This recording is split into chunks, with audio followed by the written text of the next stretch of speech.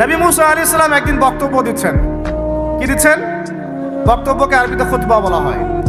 তো একজন দাঁড়িয়ে বললেন, বনু ইসরাঈলদের একজন, হে ইয়া মুসা, আপনি তো চমৎকার একটা বক্তব্য দিয়েছেন, আপনার চেয়ে কোনো জ্ঞানী মানুষ কি পৃথিবীতে এখন আছে? নবী মুসা আলাইহিস সালাম বলছেন, না, আমার জানা মতে আমার চেয়ে কোনো জ্ঞানী মানুষ এখন পৃথিবীতে নাই। স্বাভাবিক, কারণ তিনি তখন নবী, নবীর কাছে আল্লাহর ওহী আসে, তিনি সবচেয়ে জ্ঞানী হবেন, স্বাভাবিক। আল্লাহ রাব্বুল আলামিন বললেন, মুসা, তোমার চাইতেও জ্ঞানী আমার এক বান্দা আছে। বলেন সুবহানাল্লাহ।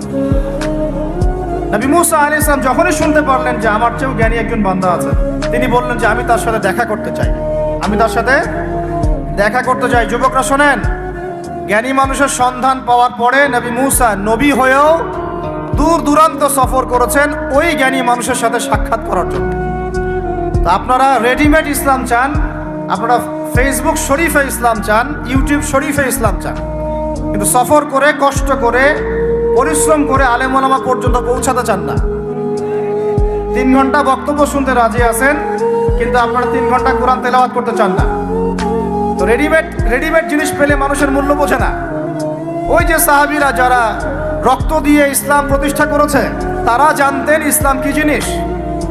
আমরা রেডিমেড পেয়েছি, তো আমরা বুঝি না ইসলাম কি জিনিস, আমরা বুঝি না, বিশ্বাস করেন আমরা বুঝি না। তো যাই হোক, তো মুসা আলাইহিস সালাম বলছেন, যদি আমাকে যুগ যুগ ধরে সফর করতে হয় তবুও আমি সফর করব।